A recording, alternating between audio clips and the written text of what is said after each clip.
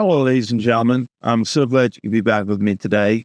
Today, we're going to discuss the Microsoft Windows 10 family features.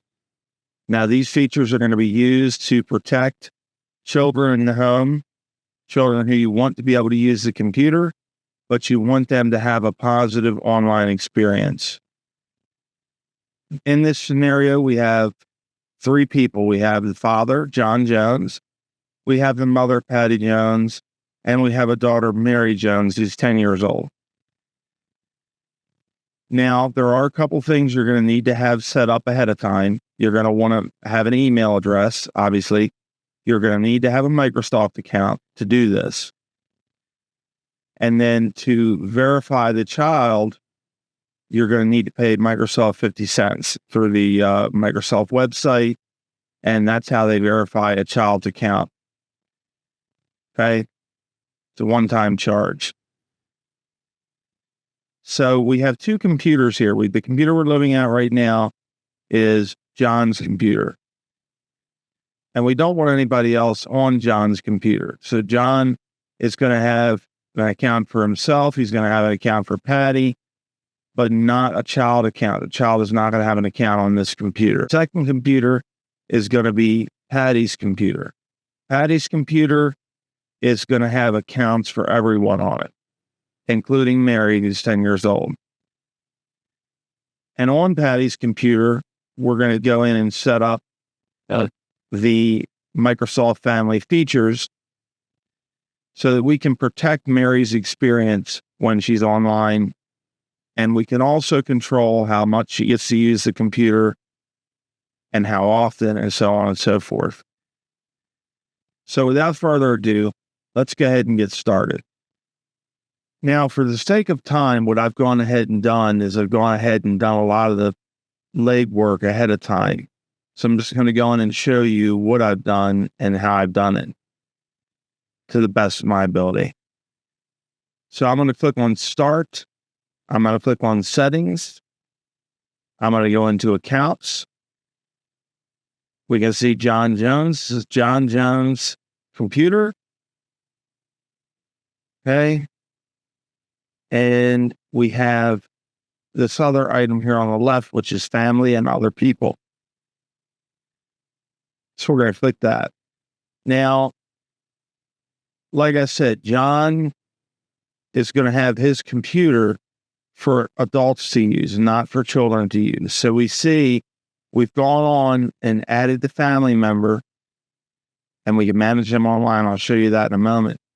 But we've gone in and added Patty, John's wife, and we've added Mary. Now, we don't want Mary on this computer, but Mary is going to show up there, okay?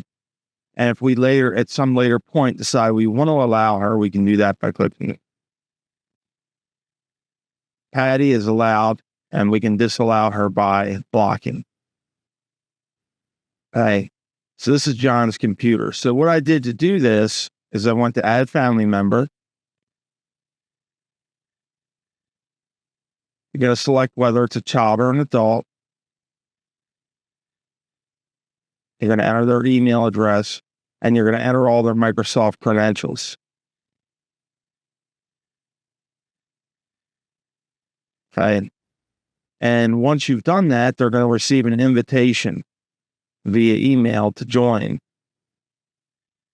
If they're an adult, they're going to receive that invitation. And then they'll show up here should they accept that invitation.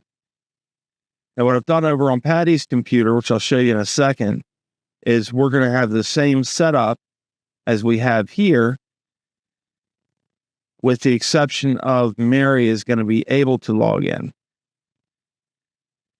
So let's go ahead and take a break and go over to Patty's computer. Okay, so now we're at Patty's computer. We're at the lock screen. We're going to go ahead and unlock this here.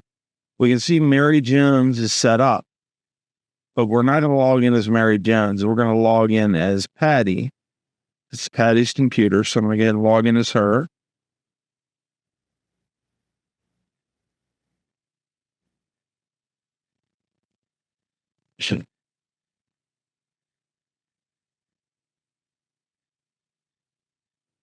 Patty has chosen to have Google Chrome installed because that's what she wants to use. But we need to have Microsoft Edge installed, which you'll see later why we need to have Edge and Internet Explorer installed, because those are the browsers that are supported by the Microsoft family features. So we're going to go to the same area. We're going to click on Start. We're going to go into Settings. We're going to go into Accounts. And here you see Patty Jones is the primary person.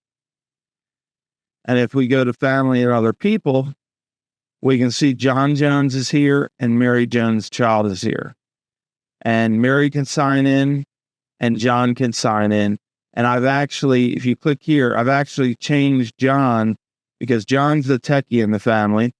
I've changed him to an administrator. By doing that, he's going to be able to have full control over the computer. To do that, I'm going to click on Change Account Type. Now, by default, this will be a standard user. Anyone you add under here will be a standard user. But for John, we've gone ahead and elevated him to an administrator account. Okay, so you see how I'm set up here. And now I'm going to go to Manage Family Settings Online, which this is going to be mainly where you manage all your settings. And it's all done through using a Microsoft account and setting up a child's account. So I'm going to click this here. I'm going to open it in Microsoft Edge, which is fine.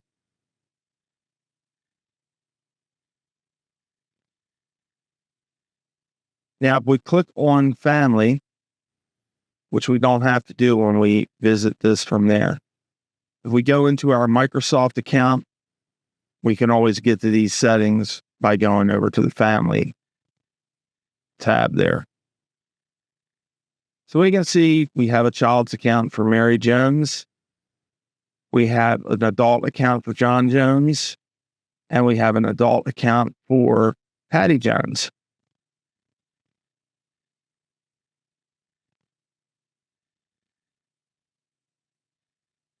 Right.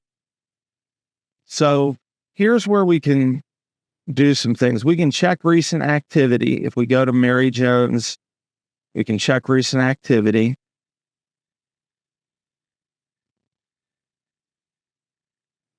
And we can turn on activity reporting, which you probably want to do.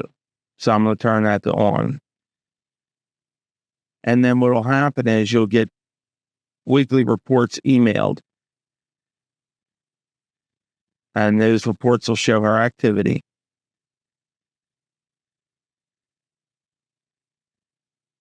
Now for web browsing, we change settings here. Going to take us down here.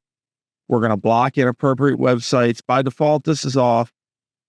Adult content is blocked. And safe search is on, which means search engines will filter out inappropriate search results. Now, here's what I was talking about before. Websites are only blocked on Microsoft Edge and Internet Explorer. If you choose to block inappropriate websites, we'll also block all other commonly used browsers to help keep your child safer. If you want to unblock other browsers, you can go to Blocked Apps and Games under Apps, Games, and Media. A little more on that in a minute. Now we have an allow list and a block list. If there's websites that we want to block, to always block, we can add them here. If there's websites that we always want to allow, we can add them here. Now, there's a third thing that we can do. If we have a young child and we only want them with certain websites, we can choose to only see websites on the allowed list. So then we have to actually put the website on the allowed list before they can go to it. They won't be able to do anything else. We're going to uncheck that for the purposes of this demonstration. So that's on. So if we go to Apps, Games, and Media, We're blocking inappropriate apps and games. We're going to limit apps, games, and media from the store. Now you can select your child's age here. I've selected Mary's age, which is 10 years old. And we can see here the rating. Under blocked apps and games, here's where we have several different browsers like Firefox, Opera, Chrome, and my others. We can remove if we want them to be able to use a different browser. However, I don't recommend you do this because it's not going to, the family settings are not going to work on other browsers. And then allowed apps, games, and this is more for the Xbox console, which I'm not going to really get into the Xbox console. You could do some similar things to what you can do here on the Xbox console as far as limiting when the child can get on it and things of that nature. So next we're going to go to screen time. Now here's one that you're probably going to utilize. Probably everybody's going to utilize. Now, I don't have an Xbox, but I've turned on Xbox screen time.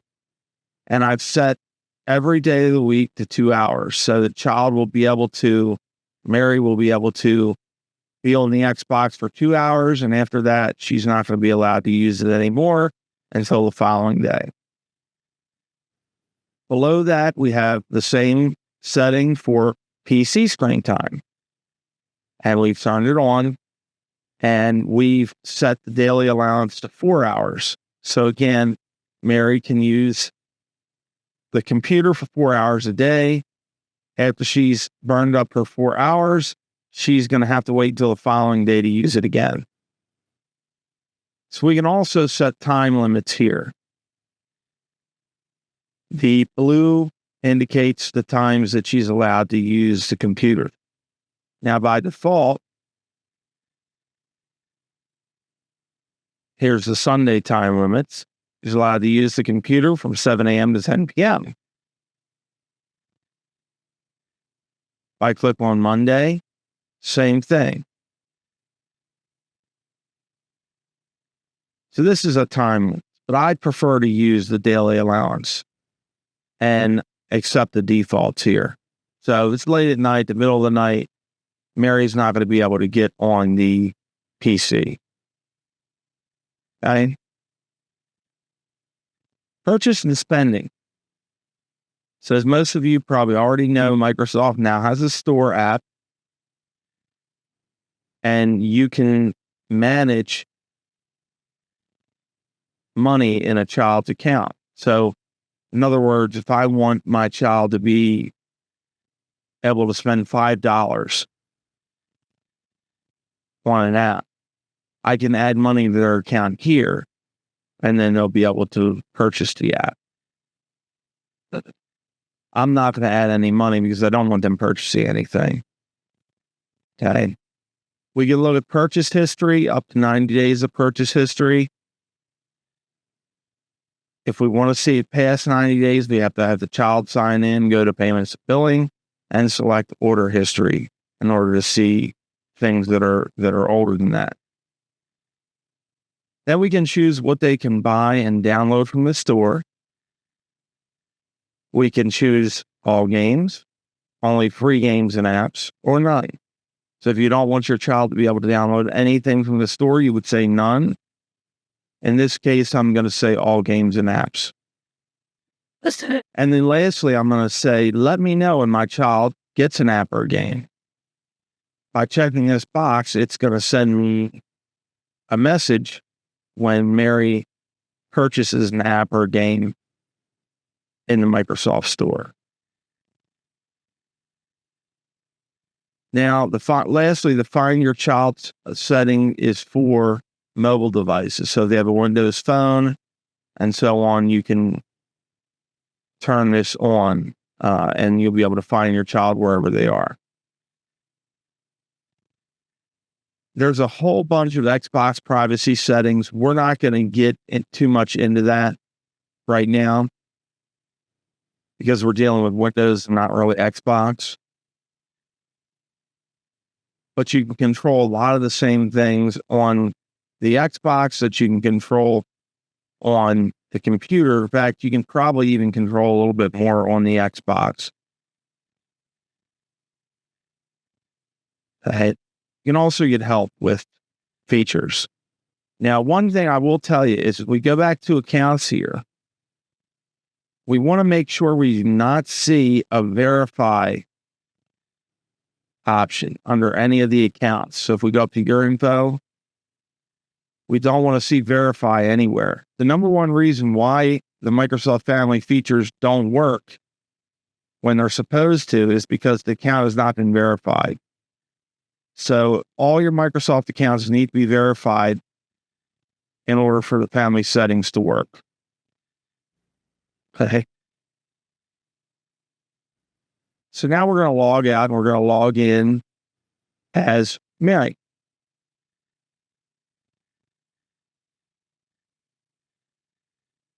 We're actually going to sign out of Patty's account. And we're going to sign into Mary's account.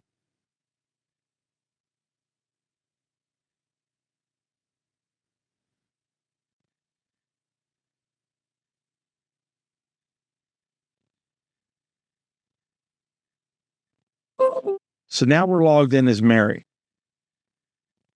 And we just got a note about our family using family features. So Mary knows that certain feature is turned on. So remember the feature that said we're going to block other web browsers? So let's try to open Google Chrome and see what happens. And as you can see, the Microsoft Family Features pops up and says, ask for permission. You'll need to ask an adult in your family for if you can use Google Chrome. And then you can ask by email, which will send them an email and they can grant permission and whatnot that way. For now, I'm going to close this.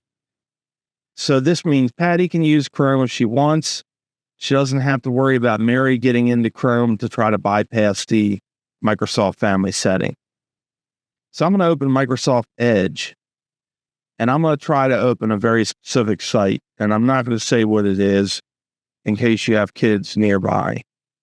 But you'll be able to see what it is when I type it in. Okay. Note, we see this nice Microsoft message that says, ask for permission. You'll need to ask an adult in your family if you can visit. And then it'll list a website name and again, give you the option, give the child the option rather, the ability to ask by email. So this is how you can restrict certain things here and make sure your child has a good, positive experience online. So again, I'm going to go into Start button here, Settings, and I'm going to go into Account. And notice how we have Mary Jones down here. I want to make sure I don't see Verify anywhere here. If you see Verify, this stuff is not going to work, folks. Account has to be verified in order for it to work. You'll still get reports, but none of the blocking or screen time or anything like that will work. It's very important that you verify. So I hope this information has been useful to you. This is a very useful feature. Like I said, it costs you 50 cents literally to verify you're a consenting adult when you create a child's account. And this will allow you to manage your child's online experience. However, this is not a replacement for actually logging into your child's account and checking and seeing what they're doing. You should still be doing that on a regular basis, I would say. Because if there's something on there that somehow your child did access, you may or may not want to have a conversation with them about that.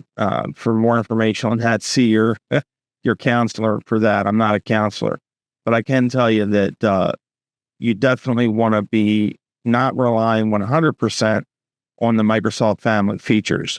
However, the Microsoft Family features are very powerful. As always, folks, if you like this video, please give it a thumbs up. We greatly appreciate that. Click on the subscribe button and you'll get notified when new content is added. As always, comments, questions, and suggestions are welcome below, and we thank you very much for watching.